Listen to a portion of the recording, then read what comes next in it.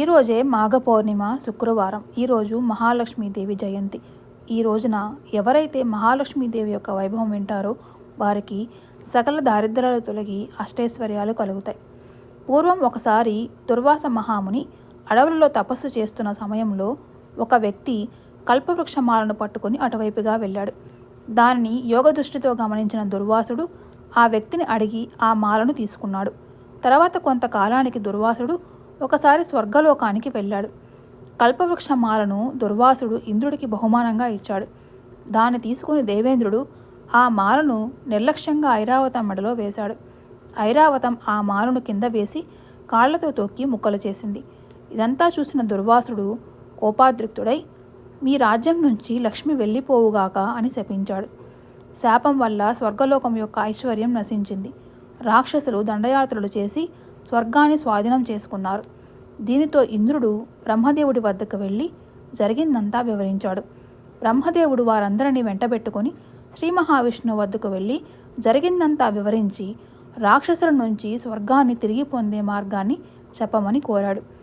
అందుకు క్షీరసాగరాన్ని మధించమని, అందులో నుంచి జన్మించే అమృతమును స్వీకరించి దేవతలు రాక్షసులను ఓడించవచ్చు అని శ్రీ మహావిష్ణువు సలహా ఇచ్చాడు. క్షీరసాగర మదనం దేవతలకు ఒకరికే సాధ్యం కాదు కనుక రాక్షసుల సహాయం తీసుకొని అందుకు సిద్ధమయ్యారు. క్షీరసాగరాన్ని మధించేందుకు భూమధ్యలో ఉన్న మందర పర్వతాన్ని కవ్వంగా దానికి తాడుగా వాసుకి సర్పాన్ని సిద్ధం చేసుకున్నారు. మందర పర్వతాన్ని క్షీరసాగరంలోనికి దించగానే అది పట్టు తప్పి పడిపోయింది. దీనితో శ్రీ మహావిష్ణువు కూర్మ రూపాన్ని ధరించి తన మూపుతో ఆ పర్వతాన్ని ఎత్తగా దేవతలు రాక్షసులు కలిసి క్షీరసాగరాన్ని మదించడం ప్రారంభించారు. మదిస్తున్న సమయంలో ముందుగా హాలాహలం జన్మించింది. శివుడు దాన్ని సేవించి కంఠంలో ధరించి గరళకంఠుడు అయ్యాడు. అనంతరం సురభి అనే గోవు జనించగా మహర్షులు దాన్ని స్వీకరించారు. తర్వాత ఉచ్చైశ్రవం అనే తెల్లని అశ్వం జనించగా దానిని బలిచక్రవర్తి స్వీకరించాడు. అనంతరం కల్పవృక్షం కామధేనువులు జనించగా ఇంద్రుడు స్వీకరించాడు. తర్వాత చంద్రుడు జన్మించాడు. అనంతరం కొంతసేపటికి క్షీరాబ్ది నుంచి శ్రీ మహాలక్ష్మి ఆవిర్భవించింది. సౌందర్యంతో ఉన్న ఆమెను చూసి అందరూ ఆశ్చర్యతులయ్యారు. ఆమెను మణిమయ పీఠంపై ఆసీనురాల్ని చేశారు. ఏనుగులు తొండములను ఎత్తి కలశాలతో అభిషేకం చేశాయి. సముద్రుడు పట్టువస్త్రాలను సమర్పించాడు.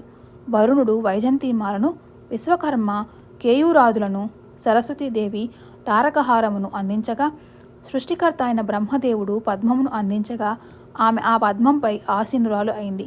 అక్కడకు శ్రీ మహావిష్ణువు ఇచ్చేసి ఆమెను వివాహం చేసుకున్నాడు. విష్ణు పురాణం ప్రకారం శ్రీ మహాలక్ష్మి భృగు మహర్షి పుత్రిక. భృగు మహర్షి భార్య ఖ్యాతి. వీరికి పుత్ర సంతానం కలిగింది కానీ కుమార్తెలు కలగలేదు. ఖ్యాతికి కుమార్తె కావాలనే కోరిక అధికంగా ఉండేది. దీనితో ఖ్యాతి భర్త అనుమతి తీసుకొని కూతురి కోసం ప్రార్థన చేసింది. దేవిని గురించి తపస్సు చేసింది. తపస్సును మెచ్చి దేవి వరం కోరుకోమనగా కుమార్తెను ప్రసాదించమని వరం కోరింది.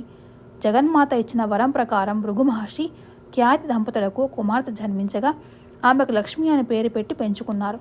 ఆమె విష్ణువు తన భర్త కావాలని కోరి తపస్సు చేసింది. విష్ణువు ఆ తపస్సుకు మెచ్చి లక్ష్మీదేవికి ప్రత్యక్షమై వరం కోరుకోమని చెప్పగా విష్ణువు తన భర్త కావాలని కోరింది. ఆ విధంగా లక్ష్మీదేవి శ్రీ మహావిష్ణువు భార్య అయి సకల సంపదలకు అధిదేవతగా అయినట్లు విష్ణు పురాణం వెల్లడిస్తోంది. అటువంటి లక్ష్మీదేవి సంపదకు, ఐశ్వర్యానికి, ధనానికి ప్రతీక, అధిష్టాన దేవత. ఆమె నివసించే ఇల్లు అమృతపదము. ఆమె చూపు ప్రసరిస్తే చాలు సంపదలు కలుగుతాయి, విజయాలు వరిస్తాయి. ఆమె చిరునవ్వు సమస్త దుఃఖాలను హరింపచేసి ఆనందాన్ని ఇస్తుంది. లక్ష్మీదేవి దుష్ట శిక్షణ, శిష్టరక్షణ కోసం శ్రీ మహావిష్ణువు వివిధ అవతారాలు ధరించినప్పుడు శ్రీ మహాలక్ష్మి కూడా అవతారాలను ధరించి ఆయన వెంట వచ్చింది. లక్ష్మి అనే పదానికి ఋగ్వేదం అనేక అర్థాలను పేర్కొంది. లక్ష్మి అంటే సంపద, ప్రయోజనం, క్షేమం, యోగం, లాభం మొదలైన అర్థాలున్నాయి. లక్ష్మీదేవి నివాస స్థానాలు 5గా చెప్పబడ్డాయి. ఏనుగు కుంభస్థలం, బెల్వదల వెనుక భాగం, గోమాత పృష్ణ భాగం, స్త్రీ పాపిటి స్థానం, పద్మం అనేవి లక్ష్మీదేవి 5 స్థానాలు. వీటిని పూజించడం, గౌరవించడం వల్ల లక్ష్మీ కటాక్షం కలుగుతుంది. అమ్మవారు సంపదకు చిహ్నం కనుక ధనాన్ని లక్ష్మి అని అంటాం. ధనమే కాదు, విద్య, సంతానం, విజయం వంటివన్నీ లక్ష్మీ స్వరూపాలే. అవన్నీ ప్రసాదించేందుకే ఆ చల్లని తల్లి అష్టరూపాలను ధరించింది. ఆదిలక్ష్మి, ధాన్యలక్ష్మి, ధైర్యలక్ష్మి, గజలక్ష్మి, సంతానలక్ష్మి, విజయలక్ష్మి, విద్యాలక్ష్మి, ధనలక్ష్మి అనేవి అష్టలక్ష్మి రూపాలు.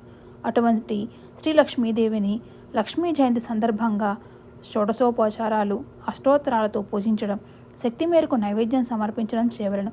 అలాగే కనకధారా స్తోత్రం, దేవేంద్రుడు చెప్పిన లక్ష్మీ స్తోత్రాలను ఈనాడు పారాయణం చేయడం మంచిది. ఈ విధంగా లక్ష్మీ జయంతి నాడు లక్ష్మీదేవిని ఆరాధించడం వల్ల సకల దారిద్ర్యాలు నశించి సకల సంపదలు, అష్టైశ్వర్యాలు కలుగుతాయి.